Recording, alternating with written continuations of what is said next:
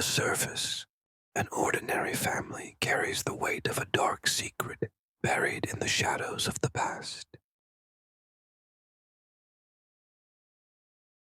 Now, this hidden truth is about to come to light.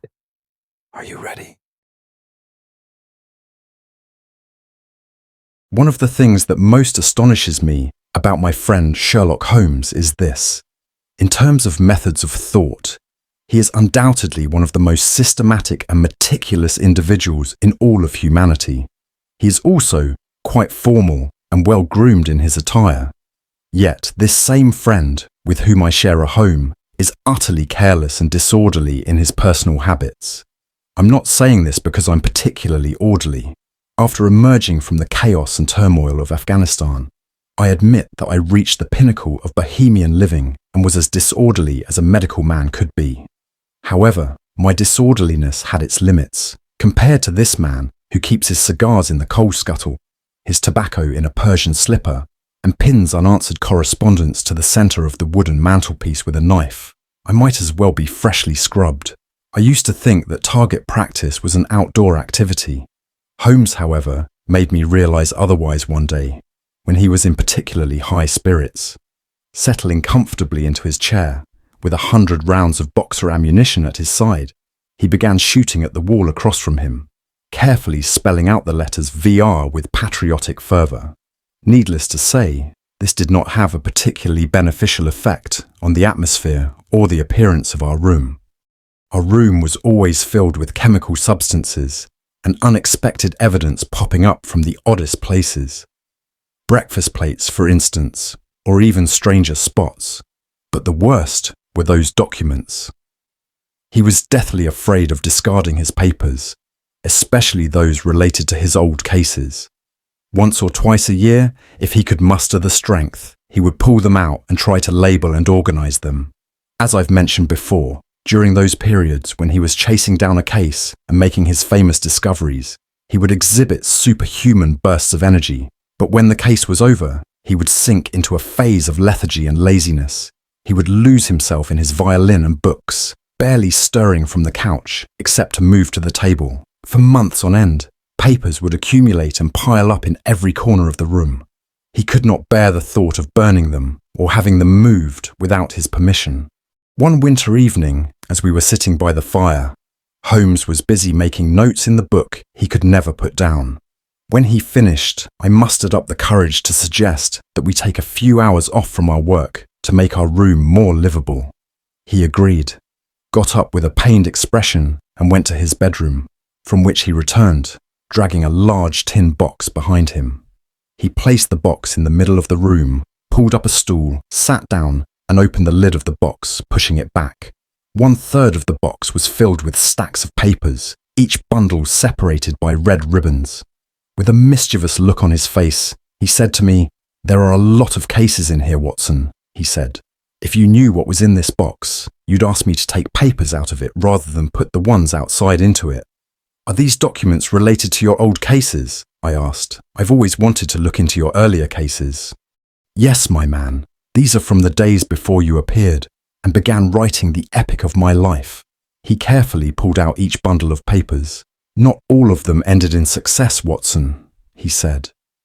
"Some still have a few lingering question marks. Here's the file on the Tarleton murders, the Vanberry wine merchant case, the adventure of the old Russian woman, the aluminum crutch affair, Ricoletti of the clubfoot and his abominable wife. And this one, well, this one is quite a rare case." He reached into the bottom of the box and pulled out a small wooden box with a sliding lid. It resembled one of those boxes children use for their toys. From the box emerged a crumpled piece of paper, an antique brass key, a wooden piece with a string attached to it, and 3 rusty metal discs. Smiling at my expression, he said, "So, what do you make of these?" "An interesting collection." "Very interesting, but the story behind these is even more so." "So, there's a history to them?" "A history? My dear fellow, these items are history themselves." "What do you mean?" Sherlock Holmes picked up each item in turn and carefully arranged them on the table. Then he settled into his chair and looked at them with pride for a moment. "These," he said, are mementos from my Musgrave case. He had mentioned this case a few times before, but I had never had the chance to learn its details. "I would be very pleased if you could tell me a bit about it," I said. Raising his voice with a mischievous tone, he replied, "Shall we just leave these scraps as they are? Your curiosity about organization is commendable, Watson. However, if you would record this case as well, I would be grateful. For there are aspects of this case that, I believe, are unique not only in this country, but also in the annals of crime worldwide.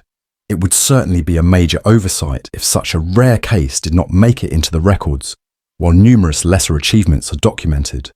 I've mentioned before how the Gloria Scott case and my conversations with that unfortunate man had a profound influence on my decision to pursue this profession. Today, my name is known across a broad spectrum of both the public and law enforcement. I have become the last resort in dark cases. Even though I made quite an important breakthrough during the case you published under the title The Red-Headed League, I was not yet making much profit from this work at that time. You will remember how difficult it was for me initially, and how long I had to wait to find a way out. When I first arrived in London, I was staying somewhere behind the museum on Montague Street. I had plenty of free time there, which I spent studying various fields of science that would later benefit me. During my final years at university, my name and methods were much talked about, so most of the cases I received then were from old school friends. The third case that came this way was the Musgrave case. Due to its unique chain of events and the dangers it involved, it was a significant stepping stone in my journey to where I am today. Reginald Musgrave and I had been at the same college, and we had a bit of acquaintance. He was not very popular among the undergraduates. He was generally known as an arrogant person, but I thought his cold demeanour stemmed more from an extreme shyness than from arrogance. He had an excessive air of nobility about him. He was thin, with a prominent nose, large eyes, and a heavy nature, yet kind. He was indeed a descendant of one of the oldest families in the kingdom, a soldier's family that had separated from the North Musgraves in the 16th century and settled in West Sussex. Hurlstone Manor was probably the oldest building in the area. Some features of his birthplace seemed to cling to him, and whenever I saw his pale and sharp facial expression, I couldn't help but recall those grey arches, mosaic windows, and the awe-inspiring remnants of feudal castles. We had spoken once or twice, and from what I remembered, he had expressed some interest in my observation and deduction methods. For 4 years, I hadn't heard from him, until one morning he arrived at the place where I was staying on Montague Street. He had not changed much. He still had that fashion-conscious, dandy appearance, and maintained his characteristic calm and gentle demeanour. After a warm greeting, I said, "Well, what have you been up to, Musgrave?" "You must have heard of my father's death," he said. "He passed away 2 years ago. Since then, I have naturally been managing the Hurlstone estate. My work is quite busy, as I am also involved in local administration. And it seems you have taken your impressive talents from our school years into practical life, Holmes." "Yes," I said. "I make my living with my mind. I'm glad to hear that, because I really need your advice. Strange things are happening at Hurlstone, and the police have been unable to shed any light on them. The occurrences are truly unusual and difficult to understand. As you know, Watson, I listened with great interest. During those idle months, I had tried to catch up with everything within my reach.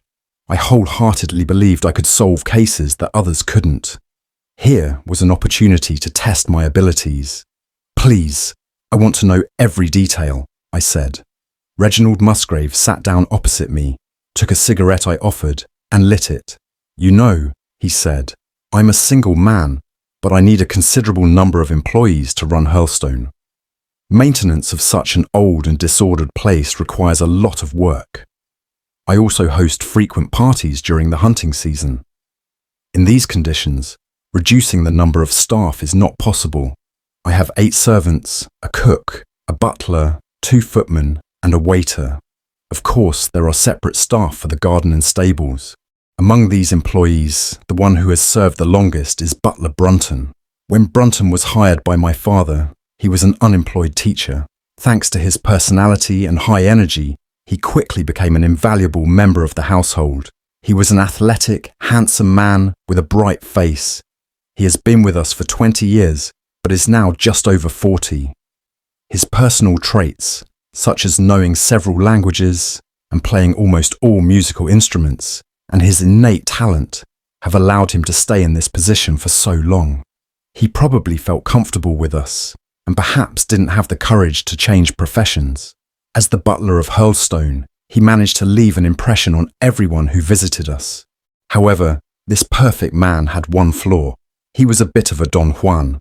Of course, it was not difficult for a man like him to play such a role in that place. Everything was fine when he was married. However, as soon as he became a widower, the troubles he caused us were unending. When he got engaged to one of the maids, Rachel Howells, months ago, we hoped he would settle down and get himself together. But he immediately, without wasting time, began an affair with the gamekeeper's daughter, Janet Tregellis. Rachel is a good girl, but due to being Welsh, she has a bit of a hot-tempered nature. This incident led the girl to suffer a severe brain fever. She's been wandering around the house like a ghost. At least she was until yesterday. This was our first incident at Hurlstone, but then something happened that made us forget this incident. And after this last disgraceful act by Brunton, I finally dismissed him. As I said, he was very clever. Whatever happens to him, it is because of his cleverness. He is incredibly curious. His curiosity led him to meddle in matters that were none of his business. I didn't realize the extent of his curiosity until this last incident made me aware. As I mentioned, the house is very old. Last week, to be precise, on Thursday night, I couldn't sleep. I had foolishly drunk a strong coffee after dinner. I struggled with sleep until 2 o'clock at night. Seeing no hope, I decided to continue reading a novel I was engrossed in. I got up, lit a candle, but I had left the book in the billiard room, so I put on some clothes and walked towards it. To reach the billiard room, you have to go down the stairs and pass through a corridor leading to the library and the armory. When I reached the start of the corridor, I saw a light streaming out from the open door of the library. However, I had turned off the lamp and closed the door before going to bed. Naturally, the first thing that came to my mind was burglars. The corridors of Hurlstone are lined with antique weapons. I took a battle axe from one of the walls, put the candle down somewhere, and crept down the corridor on tiptoe. I peered through the open door. Butler Brunton was in the library. He was fully dressed and had taken the first chair he found. A piece of paper that resembled a map was on his lap. His head was in his hands as he looked thoughtfully at the paper. I stood silently and in astonishment, watching him in the darkness. The light of a small candle on the edge of the table was enough to show he was dressed. Suddenly, he got up from his chair, went to the nearby desk, turned the key, and opened one of the drawers. He took out a piece of paper, returned to his chair and placed the paper next to the candle on the table, beginning to examine it carefully. I could no longer bear his calm examination of our family documents and took another step towards him. When Brunton looked up and saw me, he suddenly jumped up, his face turning pale with fear, clutching the paper to his chest. "So, this is how you repay our trust in you? You'll leave by tomorrow at the latest," I said. He was completely devastated. He nodded to me with his head and walked past me in silence. The candle was still burning on the table, and in the light of the candle, I looked at the paper Brunton had taken from his desk. I was surprised because it was just an insignificant piece of paper. It was a copy of an old family document called the Musgrave Ritual, written in a question and answer format. This is a ritual unique to our family. For centuries, every member of the Musgrave family has read this ritual when they come of age. It is something special to us, and it might even interest archaeologists. Our family crests, arms, and so on. But it is not practically useful. "Let's return to the paper," I said. Hesitantly, he replied, "If you really think it's necessary. But first, let me tell you this." I locked the desk drawers again with the key Brunton left. When I turned to leave, I found that the butler had returned and was standing in front of me. With a voice choked with intense emotions, he cried out, "Mr. Musgrave, sir, I cannot endure this shame. My honour has always come before everything for me. This shame will kill me. If you lead me into this sorrow, believe that my death will be at your hands. If you no longer wish to keep me after this event, for God's sake, at least give me a month's grace to leave as if I had left of my own accord. I can endure that, but I cannot bear to be dismissed in front of all these people I know. You don't deserve this much mercy, Brunton, I replied. You've already made quite a name for yourself with your actions. However, since you've been in the service of the family for a long time, I don't want to humiliate you in front of others. A month is too long. Leave within a week, and you can make up any excuse you like as you go. A week, sir? He asked desperately. At least 2 weeks. Give me 2 weeks. A week, I repeated, and recognized that I'm being more lenient with you than you deserve. With his head bowed and dragging his feet, he left, and I turned off the light and went back to my room. For the next 2 days, Brunton performed his duties with even more diligence. I kept quiet about what had happened, curious to see how he would cover up his misconduct. However, on the 3rd morning, Brunton was nowhere to be seen. He usually came to me after breakfast to receive instructions for the day's tasks. As I was leaving the dining room, I encountered the maid Rachel Howells. As I mentioned, she had been ill and was just beginning to recover. She looked quite exhausted, pale and worn out. I reprimanded her for starting work in such a condition. You should be in bed, I said. You're not to work until you feel better. She looked at me with such a strange expression that I began to suspect the events had left a lasting mark on her mind. I'm well enough, Mr. Musgrave, she said. We'll see what the doctor says, I replied. For now, stop working. When you go downstairs, tell the others I want to see Brunton. He's gone, she said. Gone? Where to? He's gone. No one has seen him. He's not in his room. Yes, he's gone, she said, collapsing against the wall behind her, breaking into fits of laughter and screaming. Her sudden outburst frightened me, and I immediately rang for help. They took the girl to her room while I continued searching for Brunton. The girl continued to scream as I looked for Brunton. It was clear that Brunton had vanished. His bed had not been disturbed, and no one had seen him after he had retired to his room. All the doors and windows were closed in the morning, and it was unclear how he had left the house. His clothes, watch, and even money were in his room. His usual black suit was missing. He had left his boots behind, but taken his slippers. Where could Brunton have gone in the middle of the night? Where was he now? We searched high and low, but found no trace of him. As I mentioned, the entire house, especially the nearly unused oldest part of it, was like a labyrinth. We examined every room and section, but found no sign of our man. It was incredible that he had left everything behind. Where could he be now? I also contacted the local police, but there were no results. It had rained the previous night, and we examined the garden and all the roads around the house, but it was in vain. With things in this state, a new development shifted our attention from the primary mystery. For 2 days, Rachel Howell's condition was quite severe. She alternated between nervous breakdowns and ramblings. We had hired a nurse to stay with her at night. On the 3rd night of Brunton's disappearance, the nurse, seeing that her patient was sleeping comfortably, dozed off on the couch. When she awoke early in the morning, the bed was empty, the window was open, and the patient was nowhere to be found. We immediately went on high alert.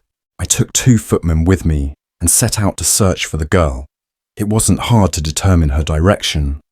The footprints started beneath the window and led across the garden to the edge of the lake. The tracks ended near a gravel path that extended into the field. The lake was about 2.5 meters deep, so you can imagine how worried we were for the poor girl, who must have lost her mind. We quickly brought in the nets and set to work searching for any trace, but we found no body. On the other hand, we discovered something unexpected in the water, a fabric bag containing a collection of old, rusty, discoloured metal and dull-coloured glass, and gravel fragments. Apart from this strange bag, we found nothing else in the lake. We also searched every conceivable place the previous day, but found no clue regarding the fate of Rachel Howells or Richard Brunton. The local police were also on the case, and as a last resort, I came to you. So, Watson, after listening to this bizarre chain of events with interest, I tried to piece together the parts. I attempted to determine the common point of all these occurrences. The butler was gone. The maid was gone. The maid had loved the butler, but events had occurred that would make her hate him. She was of Welsh descent, a fiery and passionate woman. Her nerves had completely shattered after the butler's disappearance. She'd thrown a bag with strange contents into the lake. All these details had to be considered, but none of them seemed to hit the core of the matter. What was the starting point of this entire chain of events? If I could find that point, it seemed like the puzzle would be solved. "I need to see that paper, Musgrave," I said. After all, the butler found it worth examining, even at the risk of losing his job. "This rhyme of ours is truly a silly business," he said, "but it's important for keeping traditions alive. I currently have a copy of the question and answers. If you'd like to see..." He handed me the paper. "Watson, these are the questions and answers every Musgrave is supposed to recite when coming of age." I read them as they were. Whose was it? Gone. Whose will it be? Coming. Where was the sun? On the oak. Where was the shadow? Under the elm. How to get there? Northern 10 and 10, Eastern 5 and 5, Southern 2 and 2, Western 1 and 1 underneath. What shall we give for it? All our belongings. Why should we give it? For trust. There is no date in the original, but according to the writing, it was penned in the mid-17th century, Musgrave said. But I'm afraid this won't help you much in solving the case. At least, I said, a new and intriguing mystery has emerged. Once we solve one, we might solve the other as well. Forgive me, Musgrave, but your butler was quite a clever man, and he had more insight than 10 generations of his masters. I wonder what you'll make of it, said Musgrave. I don't think this paper has any practical importance. From my perspective, it's extremely important. I'm sure Brunton thought the same. He probably had seen this paper before, the night you caught him. That could be right. We weren't hiding it. Clearly, he wanted to refresh his memory by comparing it with a map or chart he had seen before. When you appeared, he stuffed it into his pocket. That's true, but what could this have to do with our old family tradition, and what do these rhymes mean? I don't think it will be difficult to find out, I said. If you don't mind, let's take the first train to Sussex and investigate the matter more thoroughly on the spot. That afternoon, we were in Hurlstone. You may have seen pictures of this famous historic building or read something about it. In summary, the building was constructed in unnel shape. The short arm formed the main core of the building, while the long arm, added later, was more modern. The old part had a heavily carved low door, with the date 1607 engraved on it. However, experts believe that the beams and stonework indicated an even older construction. Due to its extremely thick walls and small windows, the old part had been used only as a storage and pantry, with the new, long wing built in the last century. The house was surrounded by a beautiful park filled with old trees. The lake mentioned by my friend was located near the road, about 200 meters from the building. I realized, Watson, that there were not 3 secrets here, but just one. If I could correctly interpret the Musgrave Ritual, I would have the evidence to solve the cases of the butler Brunton and the maid Howells. I focused all my energy on this. Why was the man so eager to solve this old formula? It was clear that he had discovered something that had escaped notice for centuries. What would this discovery bring him? How had Brunton's fate been affected by it?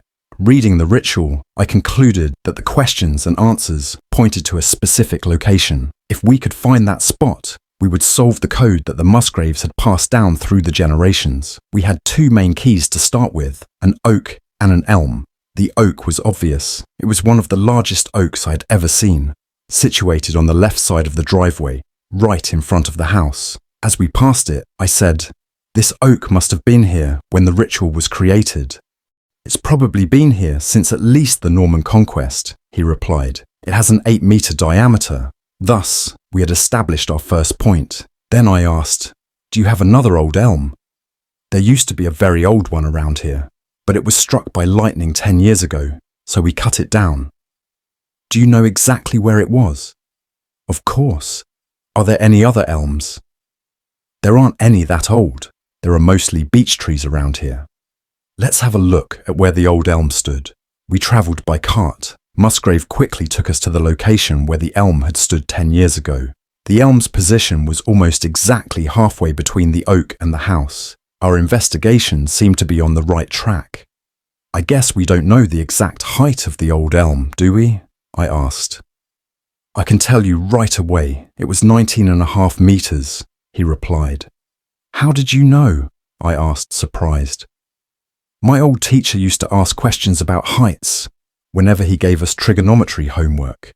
I used to measure the height of every building and large tree in the garden during my student days. This was an unexpected stroke of luck for us. I was getting the information I needed more easily than I had hoped. Did the butler ever ask you about this? I inquired. Reginald Musgrave looked at me in surprise. Now that you mention it, I remember, he said. A few months ago, Brunton had asked me about the height of that tree, using a pretext of a bet with one of the servants. This was excellent news, Watson. This latest piece of information indicated that I was on the right track. I looked at the sun. It was starting to set. I calculated that in about an hour, it would align with the top branches of the old oak. At that point, one of the conditions specified in the paper would be met. The shadow of the elm must be where the shadow ended. Otherwise, the trunk of the tree would have been used as a reference. Therefore, I needed to estimate where the shadow of the elm would fall when the sun was directly overhead the oak. It must have been difficult to calculate this, since the elm is no longer there, Watson said. Yes, but I thought if Brunton could do it, then I could too. In fact, it wasn't that difficult. We went to Musgrave's study, where I found a board, carved it, and tied a long piece of string to it, making a knot every meter. Then I took a fishing pole, 2 meters long. We went to the oak, and the sun was directly overhead. I planted the pole in the ground, marked the direction of the shadow, and measured its length. It came to 3 meters. From there, it was straightforward. If a 2-meter pole shadow was 3 meters long, then the shadow of a 19.5-meter tree would be 29 meters long. The directions of both shadows would be the same. I measured the distance, which almost reached the wall of the house. I placed a stake at that point. There was also a hole 5 centimeters away, which pleased me further. I knew this hole had been made by Brunton. It meant I was still on the right track. Starting from this point, I began measuring, using my compass to determine the directions. The first 10 steps went parallel to the wall. I marked the spot with a board. Then I took 5 steps east and 2 steps south, which brought me to the threshold of the old building. 2 more steps west brought me inside the stone-arched corridor. This was the place indicated in the paper. I had never been so disappointed, Watson. For a moment, I thought I had made a mistake in my calculations. The setting sun was illuminating the length of the corridor. The floor was made of worn grey stones that fit tightly together. They hadn't shifted in centuries. Brunton had done nothing here. I tapped the floor, but no different sound was detected. There were no cracks or anything on the floor. Fortunately, Musgrave had begun to understand what I was doing, and he was as excited as I was. He pulled out the paper to check my calculations. After examining it for a while, he exclaimed, "It says underneath. You must have overlooked that part." At that moment, I realized I had been wrong to think we would be digging somewhere. "So there's a basement under here," I said with excitement. "Yes, there is a basement as old as the house itself, right here, through this door." We descended a stone spiral staircase. My friend struck a match and lit the lantern on the barrel in the corner. In an instant, I realized we had arrived at the right place and that someone had been here before us. It had been used as a wood store, but the logs were piled to the side, leaving an open space in the middle. In this space was a large and heavy slab of stone, with a rusty iron ring in the center. A thick shepherd's scarf was looped through the ring. Musgrave exclaimed, "Good heavens, that's Brunton's scarf. I swear I saw it on him. The scoundrel. What was he doing here?" On my suggestion, 2 policemen were summoned to oversee the situation. When the officers arrived, I attempted to lift the stone by pulling on the scarf, but could only manage to shift it slightly. Then, with the help of one of the officers, we managed to lift the stone and move it aside. It was dark inside. We all ventured in, and Musgrave squatted at the opening, holding the lantern for us. It was a narrow room, about 2 meters deep. In one corner was a brass-covered wooden box with its lid open and the key lying on top. The box was covered in a thick layer of dust. The box had been partially eaten by worms, and mouldy mushrooms had grown inside through an opening. Inside the box were metal discs, similar to old coins. There was nothing else. However, at that moment, we were more focused on the object lying beside it. It was a man dressed in black, his legs sprawled over the box, his head leaning towards it, and his arms resting on either side. His face was blackened due to the blood pooling from his head. No one could recognize him in that state. However, once we removed the body, my friend quickly identified him as the missing steward by his height, clothing, and hair. He had been dead for several days, but there were no wounds or bruises on his body. The body was taken out, but the mystery remained as elusive as before. Frankly, Watson, I was feeling disappointed. I had expected that finding the location mentioned in the rhyme would solve the case, but now I was there and still couldn't understand the significance of the place to the family or why it had been so meticulously concealed. Although I had discovered what had happened to Brunton, I still needed to determine how it had occurred and what role the missing woman had played in these events. I sat on a barrel in the corner and went over everything in my mind again. As you know, in such situations, I put myself in the place of the person involved and try to imagine what someone with that level of intelligence might have done in that situation. In this case, it was clear that Brunton possessed a first-class intellect. Therefore, we could discount the optical illusion factor mentioned by astronomers. Brunton knew that valuable items were hidden. He found the place. He also realized that the coverstone above the room could not be moved by one person alone. What would he do then? Even if he had trusted allies, he couldn't get help from outside. Opening the doors, letting people in, and doing it without being seen was risky. The best option would be to get help from someone already inside. But who could he get help from? The girl was madly in love with him. Generally, men cannot imagine that a woman might abandon them despite their wrongdoing. So he probably tried to strike a deal with Howells and then made her his accomplice. That way, they could come to the basement together at night and combine their strength to lift the stone. Up to this point, I could follow them in my imagination as if I were watching them.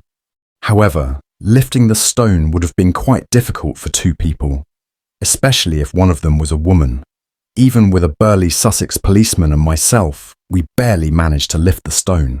So how did they manage it? They likely did what I would have done in their situation. I began to carefully examine the scattered wood in the room. I quickly found what I was looking for. A piece of wood, about 1 meter long, had its end badly crushed.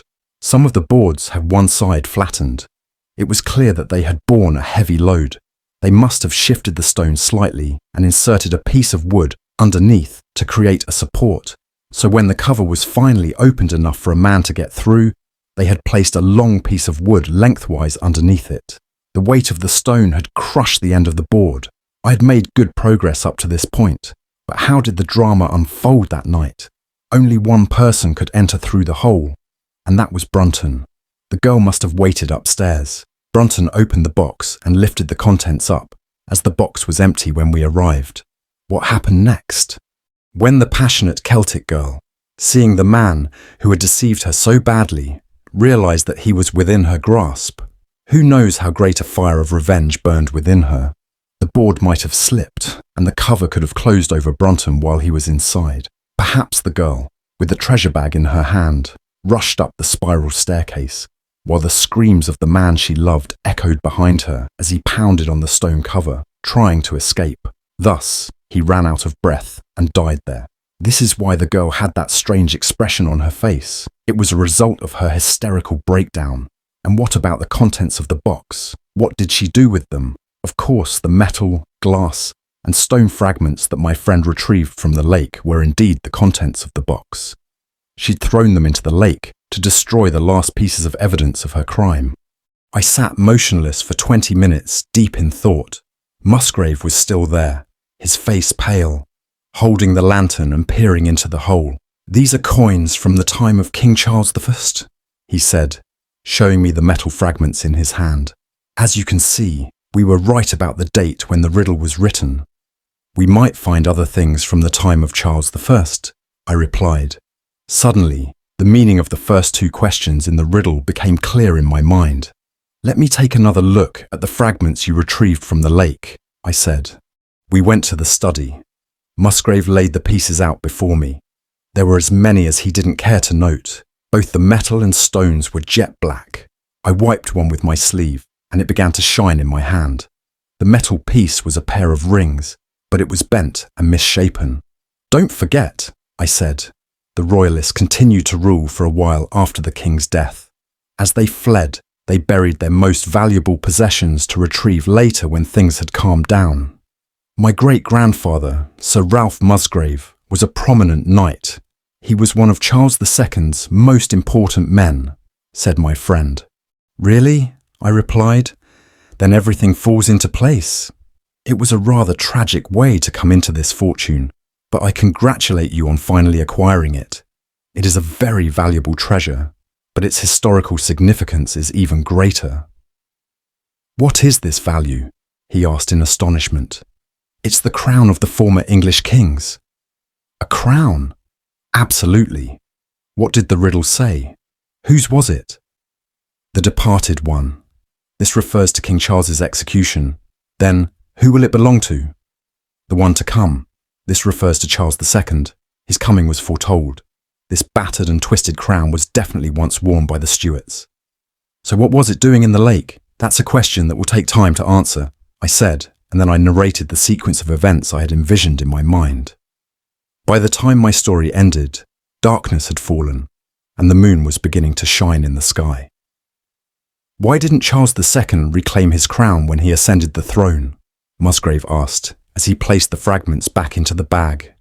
You've touched on a point we will probably never know. Perhaps Musgrave, the only one who knew this secret, passed away during these events. He left this riddle, which he never explained, as a legacy to his descendants. From that day on, the riddle was passed down from father to son, until finally it came into the hands of a man who solved its mystery but lost his life in the process. This is the story of the Musgrave Ritual, Watson. The crown is now under the protection of the Musgraves. They faced some legal issues, but in the end, they managed to keep it.